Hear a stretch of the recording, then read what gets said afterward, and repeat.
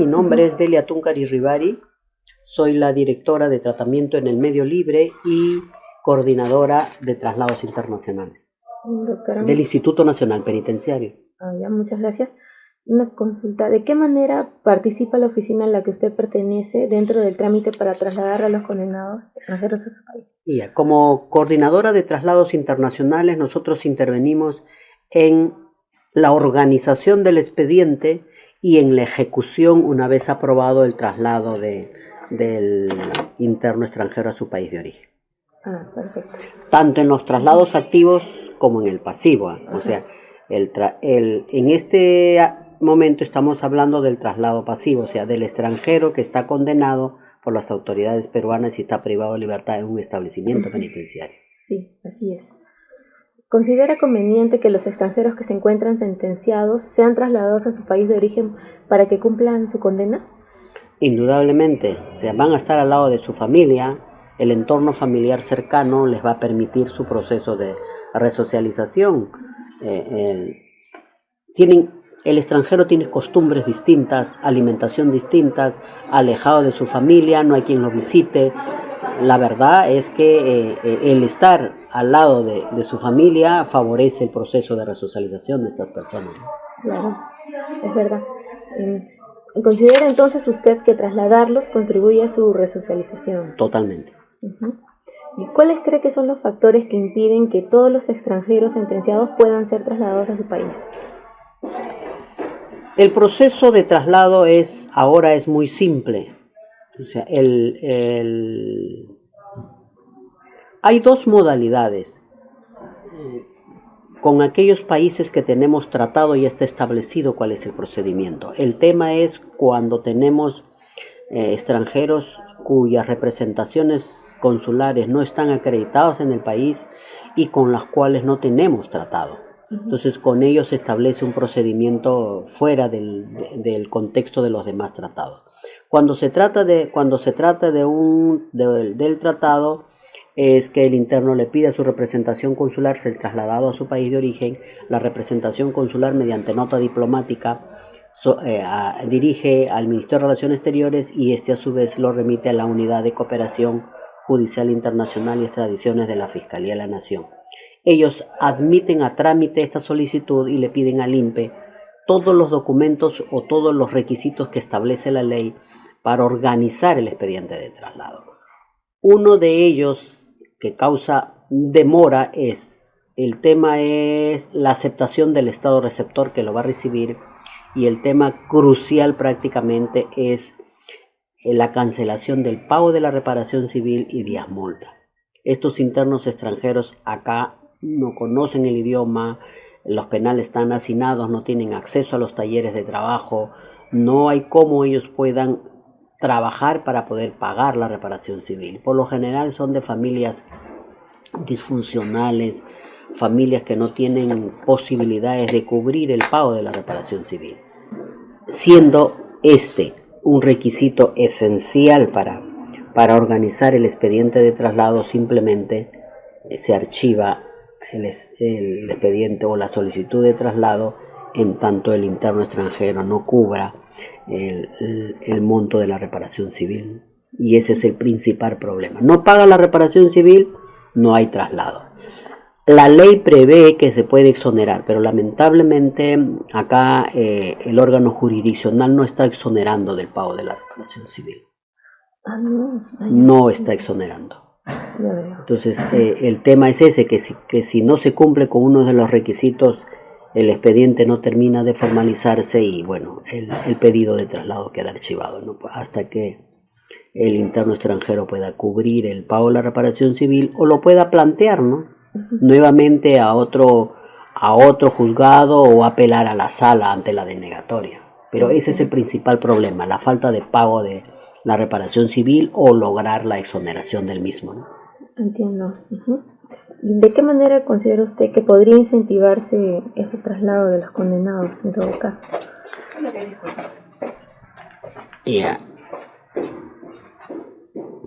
Bueno, nosotros hacemos mesas de trabajo, estamos haciendo mesas de trabajo con todos los actores implicados en el tema de traslado. Llámese Poder Judicial, representaciones consulares, autoridad central en el tema de traslado y extradiciones. Bueno, con migraciones realmente ya no tenemos problema, con la policía, con la división de extranjería tampoco, ya el nivel de coordinación está prácticamente solucionado. El tema que nos queda es con el Poder Judicial, ¿no? Las representaciones consulares han asumido el trámite o las conversaciones con cada juez para lograr la exoneración de pago de la reparación civil. Es más, a ellos a veces logran que la familia deposite algo de la reparación civil para que se le exonere, de tal manera que el Poder Judicial solo le exonere por el saldo. Pero esa figura legal tampoco se está dando, ¿no? Entonces, el tema es que ante la negativa del Poder Judicial de exonerar, lamentablemente los traslados no se ejecutan. Hemos hecho, como te reitero, mesas de trabajo con el Poder Judicial. El tema es que la mayoría de los internos extranjeros están en la jurisdicción del Callao. Casi el 80% de la población extranjera está siendo investigada por la Corte Superior de Justicia del Callao. Y estos últimos años realmente, ante los sucesos que todos conocemos, los nuevos jueces están renuentes a exonerar del pago de la reparación civil. Espero que esta etapa pase, porque ya se había establecido que con un mínimo del 10% aproximadamente del pago de la reparación civil podría exonerarse, ¿no? Así es. Esperemos que las conversaciones continúen con posterioridad y se logre superar este problema, ¿no? Sí. ¿Cuál es la importancia del pago de la reparación civil al Estado, ¿no?, que se impone en una sentencia, considera usted? Realmente el costo es muy alto y el beneficio es poco. Mantener a un interno mínimo 5 o 6 años resulta oneroso para el Estado peruano. O sea, por decir, nosotros teníamos 41 internos españoles que iban a ser trasladados masivamente. El monto de la reparación civil ascendía a 750.000 soles, la suma de todas las reparaciones civiles de los 41 españoles. La denegatoria de los 41, o sea, obliga a estar 6 años, 8 meses privado de libertad. Si yo sumo solo 5 años, por cada día que genera el Estado, son 30 soles diarios que genera el costo aproximado, porque no es real, de un interno extranjero acá. Son más de 2,5 millones que costaría tenerlo siquiera 5 años en un penal. Entonces, el costo es muy alto. Es menos oneroso trasladarlo a su país de origen, porque significa que, ¿cuál sería la ventaja? Que este interno está en su país, está al lado de su familia y no está en un penal donde está hacinado, sobrepoblado, enfermo, porque la mayoría de ellos tienen problemas de salud físico y mental, porque las mafias captan a estas personas que están en esa situación para poder convencerlos de que puedan transportar drogas, ¿no? Entonces la mayoría de estas personas está enferma en un penal, o sea, su estado de salud se agrava, se deteriora, y hemos tenido algunos extranjeros fallecidos por problemas de salud, por problemas de tuberculosis. Entonces, desde el punto de vista social, o sea, al Estado le cuesta demasiado cumplir con las garantías o con los estándares de vida para los extranjeros privados de libertad. Claro, entiendo, doctora.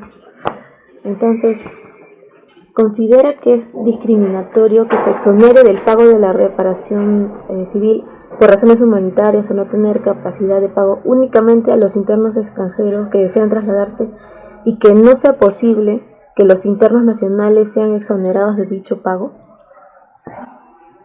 Por las razones que anteriormente les he puesto, considero de que el pagar la reparación civil hasta cierto punto es irrelevante.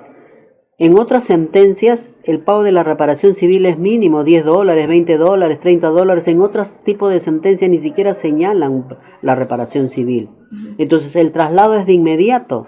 A los 3, 4 días de ser sentenciado ya se inicia el trámite de traslado. Como les reitero, el costo social, no solamente el costo económico, el costo social de mantener a una persona extranjera acá es deteriorar su salud, no solamente el que esté privado de su libertad, que eso implica, eso está así indicado en su sentencia, sino lo que implica mantenerlo privado de libertad. Hay que llevarlo al hospital, hay que suministrarle las medicinas que necesite. La familia siempre está preguntando por su familiar más cercano que está privado de libertad. Es todo un trámite realmente. O sea, no hay medicina para los nacionales. Las posibilidades de que el extranjero tenga acceso es poco probable por el idioma. Dependiendo del establecimiento, ni siquiera tiene acceso al tópico.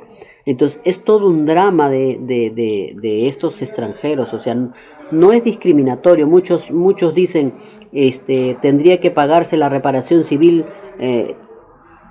tendría que exonerarse del pago de la reparación civil también a nacional, o tendría que exigirse al extranjero que pague la reparación civil. Claro, si lo enfocas desde el punto de vista económico, pero si lo enfocas de un punto de vista de los derechos humanos, el nacional tiene acá su familia.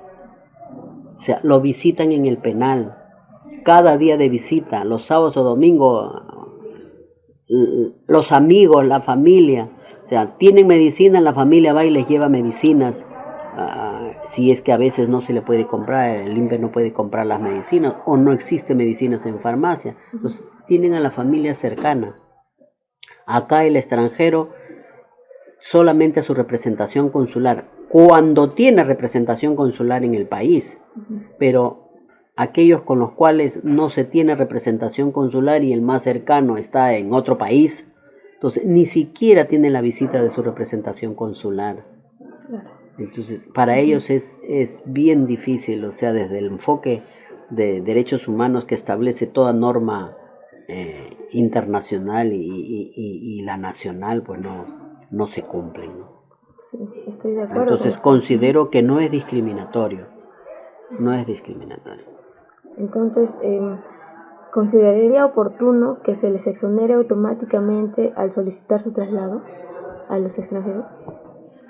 Sí, yo creo que sí. Entonces, se debería proponer una norma donde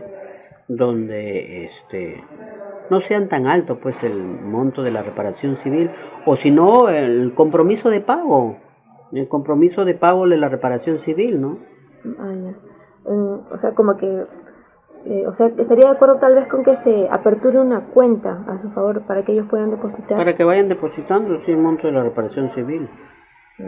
Ahí está bien. Entonces, como última pregunta, ¿considera adecuado el modo en que el ordenamiento nacional ha recogido la normativa relacionada a este tema? ¿O estaría de acuerdo con que se unifique esta? Como por ejemplo, en el Código de Ejecución Penal. Bueno, sin ir más lejos, en Argentina, un interno que está preso o que ya cumplió la condena, más del 50%, automáticamente por migraciones, no por el Código de Ejecución Penal o por el Código Penal, por la ley migratoria, se le deporta. O sea, no necesitas cumplir la pena.